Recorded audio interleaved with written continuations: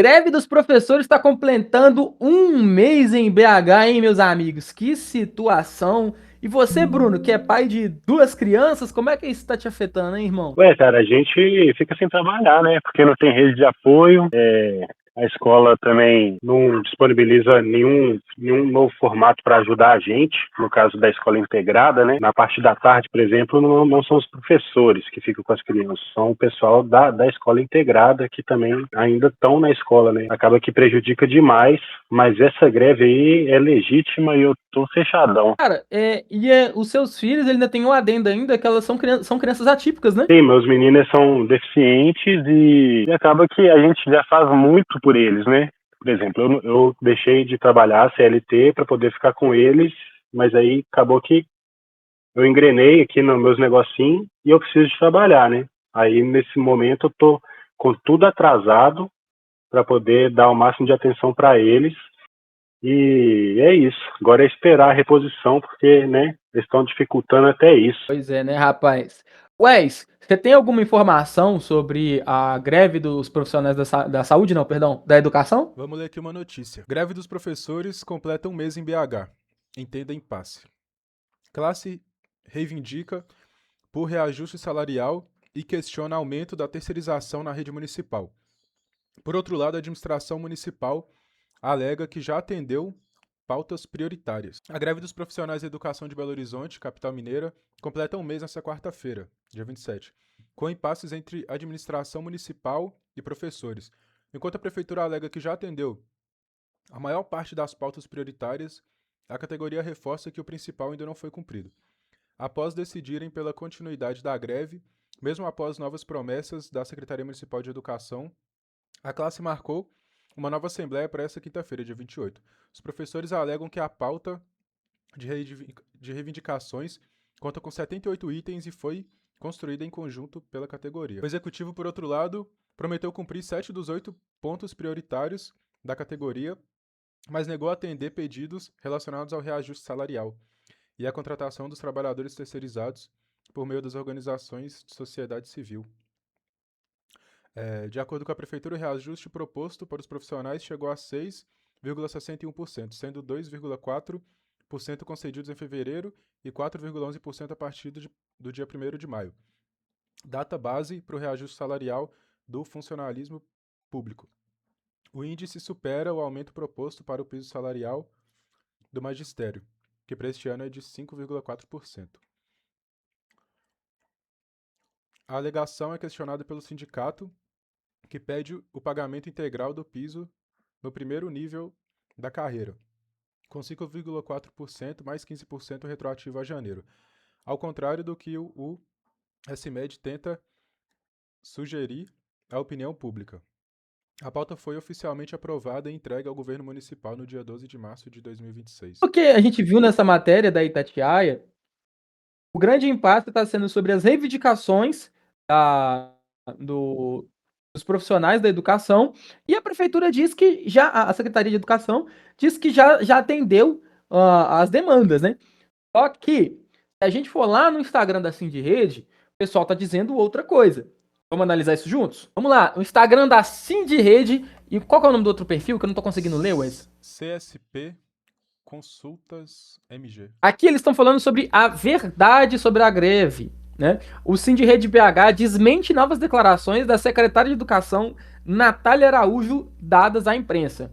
Vamos ver aqui quais são as notícias que eles estão trazendo? Quais são as notas? Vamos lá, Wes, passa aí. A conta não fecha, secretária. Natália Araújo fala em 6,51%, mas a proposta real para esse ano é de apenas 4,11%. Os 2,4 de janeiro são uma conquista passada paga com atraso. Ou seja, estão pegando os reajustes de janeiro, que é de 2,4, e colocando nesse balanço como se fosse para inflar os números e dizer que eles já trouxeram um aumento, sendo que esses 2,4 estão sendo pagos com atraso, uma reivindicação de mais tempo para trás ainda, por exemplo, de 2025 para trás, né?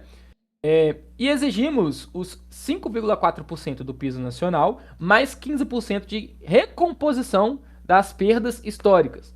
Ou seja, teve greve lá atrás, teve reajuste, mas estão sendo pagas com atraso. Pelo visto, parece que está tendo uma leitura errônea dos números, né, Brunão? Porque é isso mesmo que você falou. Ela está querendo inflar, porém o que foi reajustado no início do ano eram coisas passadas, né? E ela está querendo somar na reivindicação desse ano. Pois é. Passa o próximo slide, Wes, por favor. Escolas em colapsos. Escolas em colapsos e vagas ocultas. A Prefeitura de Belo Horizonte comemora 1.000 nomeações, mas esconde que o ano começou no caos. Escolas chegaram a ter déficit de 9 professores em um único turno. Só nomearam 400 profissionais após a pressão da greve. E a promessa de monitoramento trimestral não basta. Exigimos a publicação imediata do quadro oficial de vagas. Se vocês deram uma olhada na nota da prefeitura, mais de 1.800 profissionais da educação foram nomeados em BH em pouco mais de um ano. Dá uma lida aí, Wes. A Prefeitura de Belo Horizonte já nomeou mais de 1,8 mil profissionais aprovados em concursos públicos para reforçar a rede municipal de educação em pouco mais de um ano da gestão Álvaro Damião. As convocações realizadas entre 2025 e os primeiros meses de 2026 incluem professores, assistentes administrativos, educacionais e auxiliares de secretaria escolar. É uma estratégia da administração municipal para ampliar o atendimento nas escolas da capital e recompor quadros da rede pública. Segundo dados da Secretaria Municipal de Planejamento, Orçamento e Gestão, foram nomeados 1.886 servidores para a área da educação no período. O maior número de convocações foi para o cargo de professor para a educação infantil, com 897 nomeações. Em seguida, aparece o cargo de professor municipal, com 777 profissionais chamados. Olha só, a nota da prefeitura é que foram mais de 1.800 profissionais da educação que foram nomeados. Só que o Sindirrede está falando que não foi bem isso. Escolas em colapso e vagas ocultas. A prefeitura comemora 1.000 nomeações, mas esconde que o ano começou no caos. Escolas chegaram a ter déficit de até 9 professores em um único turno. Agora imagina só, numa escola que deve ter, sei lá, vou colocar um número bem baixo, 10 turmas. Cada turma com até 30 crianças, faltando até 9 professores por turno. Sobrecarrega demais o profissional da educação, que vai ter que tapar esse buraco aí. Brunão, e o que você acha dessa questão aí, da falta de professores? Você que, dentre nós três aqui, é o principal atingido. Tem que carregar, todo mundo tem paciência, né? Muito difícil você ter uma comunicação direta com a escola, porque eles não têm tempo para resolver assim, alguns tipos de demanda, principalmente lá com os meus meninos, né? Que precisam de uma atenção diferenciada. Então a gente sempre tem algum tipo de reunião. Você chega lá, tá assim, coordenadora cobrindo o professor, o pessoal tudo desorganizado, sobrecarregado, cheio de gente com atestado médico porque não deu conta. Então, assim, é um pouco caso, de fato, que a prefeitura tem feito, que para quem vê o Instagram, para quem vê o site, acha tudo muito bonitinho, mas só quem vive na real mesmo está sabendo como que está sendo difícil ter um ensino de qualidade aqui em BH. Mudanças na educação infantil não são fake news. A secretária mudou o modelo de tempo integral na educação infantil. Dividiu em turno e contraturno. Esse é o mesmo modelo do fundamental que abre brecha para substituir professores por monitores. Esse movimento tem nome: desvalorização pedagógica. Arrancamos a garantia na lei orgânica que o tempo integral na educação infantil será com professores concursados. A mobilização funciona. Basicamente, pelo que eu consegui entender desse slide, é que com o novo formato, eles estão substituindo professores por monitores. E basicamente esses monitores, eles não têm a mesma formação e qualificação que professores têm para acompanhar as crianças no ensino integral. É porque é o turno e contraturno, né? O ensino fundamental funciona dessa forma. No turno, eles têm aula português, matemática, e no contraturno são vivências com monitores, né? Aí tem ali uma aula que é muito bom, eu acho legal isso. É tipo aula de capoeira, aula de dança, oficina de alguma coisa. Isso é legal e é muito importante também. Porém, a educação infantil, o formato era diferente, era o dia inteiro com professores que ali na educação infantil, eu acredito que precisa ser feito dessa forma, porque como é a base, né, para o ensino fundamental, tem que ter muito mais cuidado. Então, assim, de fato, é uma coisa que não justifica ter turno e contraturno, uma vez que a educação infantil não tem aulas de grade escolar, sacou? Os monitores, eles atendem, eles conseguem atender essa demanda do contraturno? Pelo slide ali, parece que está saindo mais barato chamar monitores, né? Pelo que eu entendi ali. Eles estão desvalorizando e substituindo por algumas por uma mão de obra mais barata. É isso que eu entendi no slide. Eu também consegui entender dessa forma. E aí, será que não corre risco de acabar substituindo os monitores, sendo colocados no lugar dos professores como opção mais barata, igual você falou ali? Não, isso aí eu acho que não tem como fazer, não. É apenas no contraturno mesmo, que é onde não tem a grade escolar, né?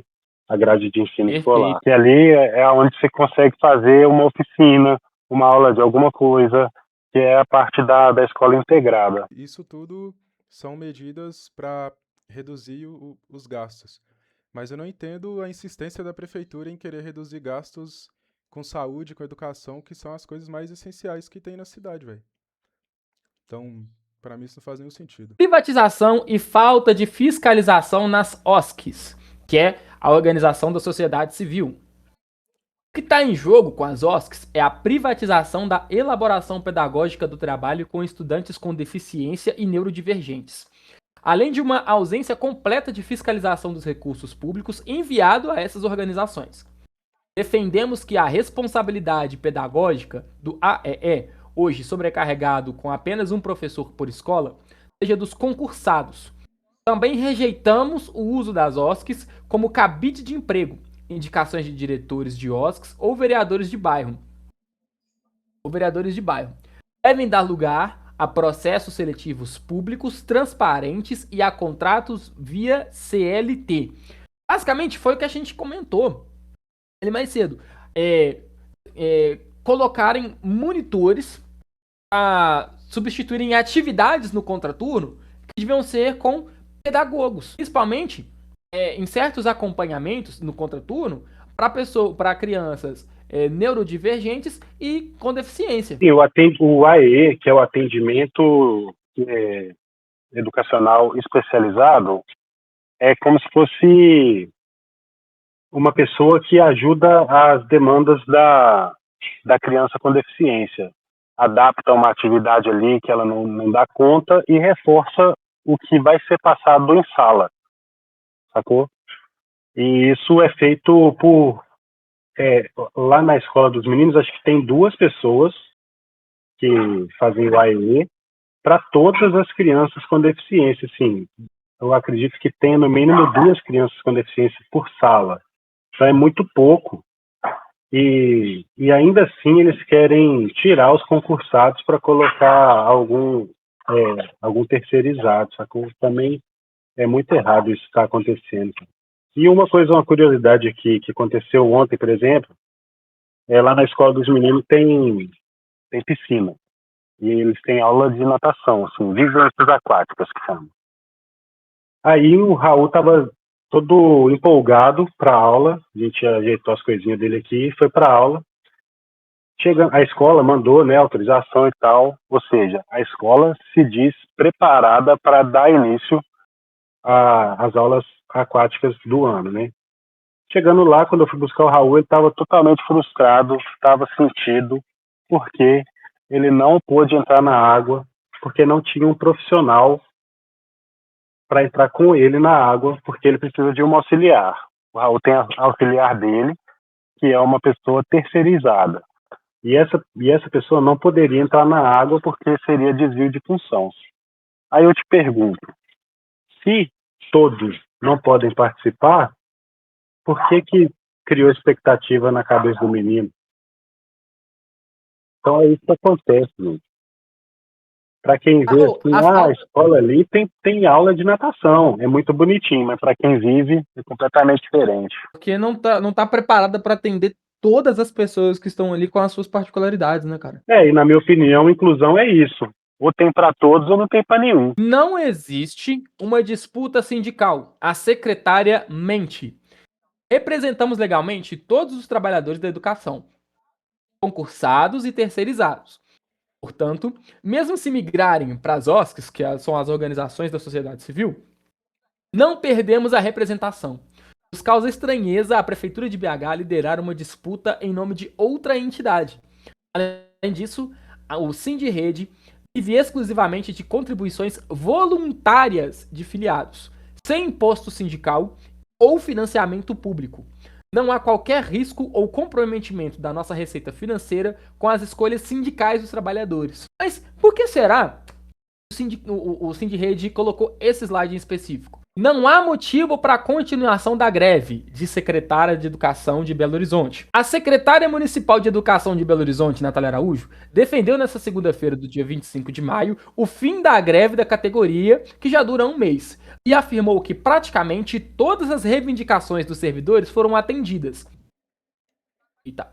Natália disse que Natália disse que o movimento não é mais salarial e reflete a insatisfação dos sindicatos dos trabalhadores que temem por perder contribuintes. Em coletiva de imprensa, a secretária afirmou que a prefeitura cumpriu integralmente o acordo firmado com os profissionais da educação após greve de 2025.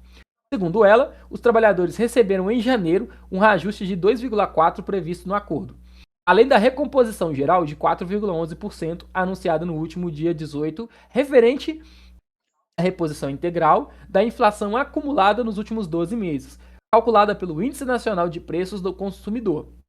Somados dois índices, o ganho é de 6,61%, segundo a Prefeitura de Belo Horizonte.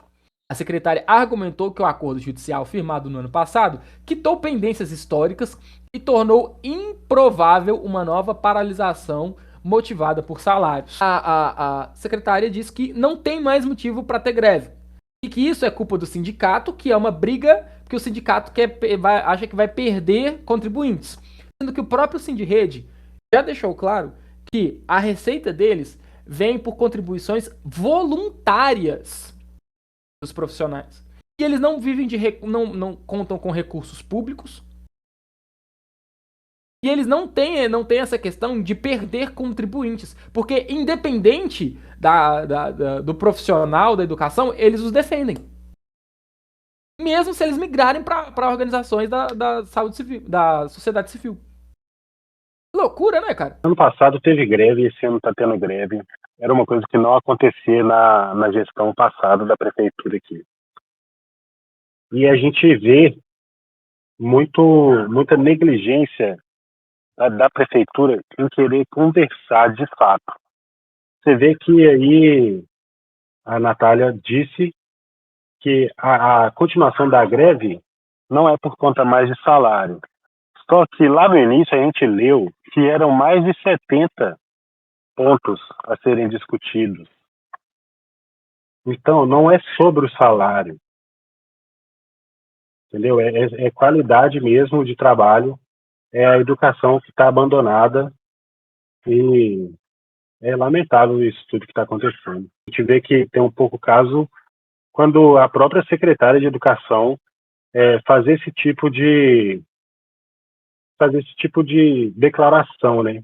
Olha, a greve não está continuando mais por conta de salário, como se tudo fosse grana, né, velho? E outra coisa, ela tá falando que não é por causa do salário, porque já teve um reajuste, sendo que ela tá contando com o reajuste que aconteceu em janeiro, que foi um acordo do ano passado que foi pago em atraso, contra o apagão na educação. Essa greve é dos trabalhadores concursados da educação e é absolutamente legítima contra uma condição de trabalho cada vez mais degradante que coloca em risco o ensino público municipal. O nosso mote é claro, contra um apagão na educação. Não aceitaremos manobras, mentiras ou a desvalorização da nossa categoria. Cada vez mais a gente vê certas notícias circulando que parece colocar o professor como vilão, dando a entender que o professor está fazendo greve porque ele não quer trabalhar. ele só tá querendo um aumento exorbitante no salário, como se o professor recebesse como o Neymar. E aí, quando o professor, o profissional da saúde, vai buscar melhores condições de trabalho, muitas das vezes nem é escutado pela Secretaria de Educação. O professor, igual você falou, tomando conta de 30 alunos, cara, eu tenho 2 filhos, eles são meus filhos, e tem hora que eu perco a paciência, que eu não aguento. Imagina uma pessoa numa sala com 30 alunos que vai saber como é a educação deles, né, velho? Sim, tem que ter o mínimo do mínimo. É isso aí que você falou. A luta tem que ser para que professores ganhem como jogadores de futebol. E olha, e como você falou, essa onda de desinformação, ela descredibiliza uma classe que ela é responsável por formar uma geração inteira de trabalhadores em outras áreas, cara. Um professor forma jogadores de futebol, forma físicos, forma químicos, forma presidentes das repúblicas, sabe? E é uma classe que devia ser mais valorizada. E Wes, na É. sua opinião, o que você acha que essa onda de desinformação pode causar na classe trabalhadora da educação? Minha mãe trabalha em escola desde antes de eu nascer, trabalha em escola, sei lá, 30 anos ou mais. Então eu cresci vendo isso, vendo essa desvalorização dos profissionais da área da educação. Cresci vendo ela reivindicando um monte de coisa, fazendo greve. E, e essas fake news que apontam a greve como algo errado, que apontam os profissionais da educação como os vilões, só coloca a população contra esses profissionais, porque a população, cara, ela precisa, tipo, as pessoas precisam trabalhar, precisam seguir a vida delas, elas têm filhos que precisam ir pra escola. Então, só que elas têm que entender também que a greve é o único jeito desses profissionais reivindicarem os direitos deles. Então, tipo, é isso, a população precisa entender que a greve é necessária e os profissionais têm sim que continuar reivindicando, porque senão nada acontece, velho. Acho que é uma das classes mais desvalorizadas, é a classe dos profissionais da área de educação. E eu cresci vendo isso, então é isso, cara, esses profissionais têm que reivindicar os direitos deles mesmo. Essa foi a nossa pauta de hoje, né, desse vídeo aqui. Então, rapaziada, tomem muito cuidado com as informações que vocês escutam.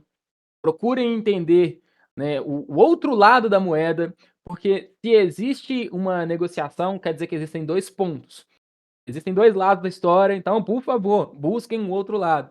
E vamos ser sinceros, professor não é vagabundo não, né? É diferente de que outras pessoas gostam de comentar por aí, né? Professores estão aí para tornar a próxima geração ainda melhor do que a nossa. Considerações finais, Brunão? Eu acho que essa greve é legítima, a gente tem que apoiar sim, afinal de contas, os professores são que vão dar o futuro dos nossos filhos, né? Vão ensinar eles a seguir o caminho certo. E o professor não é vilão, não, eles só estão correndo atrás do direito deles, e digo mais, tinha que ser de uma forma que chamasse mais atenção, tipo, parar Afonso Pena o dia inteiro, nada de fazer movimentação no domingo, onde todo mundo está dentro de sua casa, não. Tem que botar a cara para ser visto, já que é só assim que funciona. É isso. E até a próxima, pessoal. Valeu pela atenção. Professores, estamos com vocês.